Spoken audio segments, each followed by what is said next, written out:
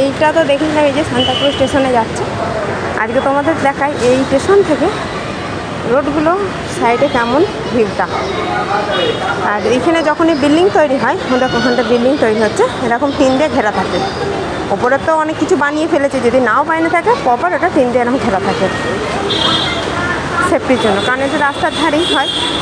আর সব জায়গায় ভিড়, এখানে ভিড় নেই বলে এরকম কোনো জায়গায় হয় না। এখানে এসব সিল্ক শাড়ি সুন্দর দাম কষাকষি করতে পারলে খুব ভালো দামে পাবে আর ভালো কোয়ালিটির পাবে, অনলাইনের থেকেও ভালো পাবে যদি দাম ঠিকঠাক করতে পারে। এরা প্রচুর ঠকায় এখানে, মানে কীরকম ঠকানো, অতিরিক্ত দাম বেশি বলে। মানে আমাদের ভয়েস শুনে এরা বুঝতে পারবে এখানে লোকালের নয়। আমি এই জিনিসটা মাছ বাজারে বুঝেছি, যেটা আর কি নর্মাল লোক বসে মাছের ক্ষেত্রে তারা, আর যারা এমনি প্রফেশনাল তারা অতটা কিছু বলে না। আর দেখো এখানে কত শাড়ির দোকান, এরকম ঢেলে পেঁয়াজ সব অনেক কিছু এরকম বিক্রি। আর নর্মাল কসমেটিকের দোকানে এই ব্যাপারটা বুঝেছি। এই যেমন এই ড্রেসে আমি কথা বলবো, যখন ওরা বুঝতে পারবে বাইরে, তো তখন ওরকম করবে, অনেকটা দাম বেশি ব্যথা করবে। মানে খুব সুন্দর সুন্দর দেখো এখানে শাড়ির ডিজাইনটা দেখো কত মস্ত। দেখো শাড়ির জুতো তুমি রাস্তার ধারে ধারে, আমরা এখন স্টেশনের দিকে উদ্দেশ্যে রওনা হচ্ছি, সান্তাক্রুজ স্টেশন আছে, সেই স্টেশনের রাস্তা দিয়ে যেতে যেতে প্রায় 1-1.5 কিলোমিটার রাস্তাটা এতই ভিড়ভাট্টা হয়ে থাকে। আর এটা সবসময়ের জন্য তুলনামূলক এই মুহূর্তে যেন মনে হচ্ছে ভিড়টা এখন কমাতে নিচ্ছে। আর এখানে যদি লোকাল ট্রেন দেখো, মানে হ্যারান হয়ে যাবে।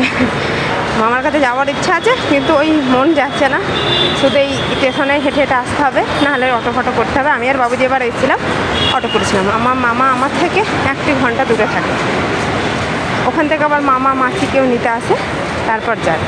আর যেবার শ্যামল গিয়েছিল সেইবার তো ও অটো করেই চলে গেছিলো। আর যেবার আমি আর বাবু গেছিলাম সেবার অটো করে না, কিছু এইখান থেকে ঠিক করেছি নামগুলি কিনে নিয়ে যাব। এখানে যে আমাদের ইটের সামানগুলো পাওয়া যায় না, এখানে থপিরা প্রচুর, এখানে বেশিরভাগ লোক সব নিজের আয়রন খুব কম করে, বাইরেই দেয়। 9 টাকা করে একটা ড্রেসের জন্য নেয়। তো এখানে উইটের সামান জাতীয় প্রচুর পাওয়া যায়, তো ওটা একটু নিয়ে যাবো, কারণ নাচি তো ওটা অ্যাভেলেবেল না, ওই কারণে হচ্ছে তেলটি যে জিনিস করার জন্য বলে নিয়ে যাবো। আর এখানে দেখছি অ্যাভেলেবেল টমেটোর বিক্রি হয়, অনেক এখানে টমেটো বিক্রি হয়। সবাই সব রকমের কাজ করে, এখানে কোনো কাজের ছোটো বড়ো নেই। আন্টিটা ধরে নিয়ে বসে পড়েছে। এরকম গল্প করতে করতে আবার তোমাদের মুম্বাইয়ের কাহানি তুলে ধরবো অন্যভাবে, যেটুকু এক্সপিরিয়েন্স হচ্ছে সেভাবে। আর এই যে অভদ্রতার নিয়ম, গুটকা খাওয়া। কালকে বাবুর বাবা পান কিনে গেছিলো, সেখানে তো সেই জ্বরটাতে লাল হয়ে যায়, তো বাবা থুতু ফেলেছে, আমি খেতে ভালোবাসি বলে নিয়ে এসেছিলো, ওর জন্য নিয়ে এসেছিলো। তো ওই জর্দা দেওয়া পান আমি ধুয়ে খেয়েছি। মানে কি বলবো জানি না, সেই মশলা টশলা দিয়েছিলো, টেস্ট লাগছিল না। আমি তো সিম্পল চুন খায় খেয়ে অভ্যস্ত, তো খায়টা না অন্য টাইপের দিয়েছিলো, মিষ্টি মিষ্টি। তো ওটা ফেলেছে, বাবু বলছে মামা পাপা না গান্দা চিজ খেয়েছে।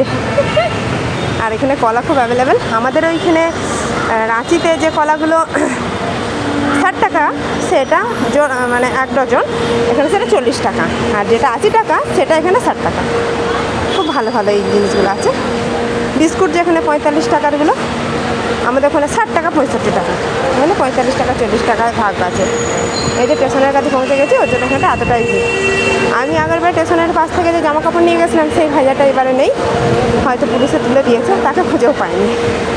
চলো আবার অন্যভাবে গল্প তুলে ধরবো, এবার ভিড় বাড়ছে।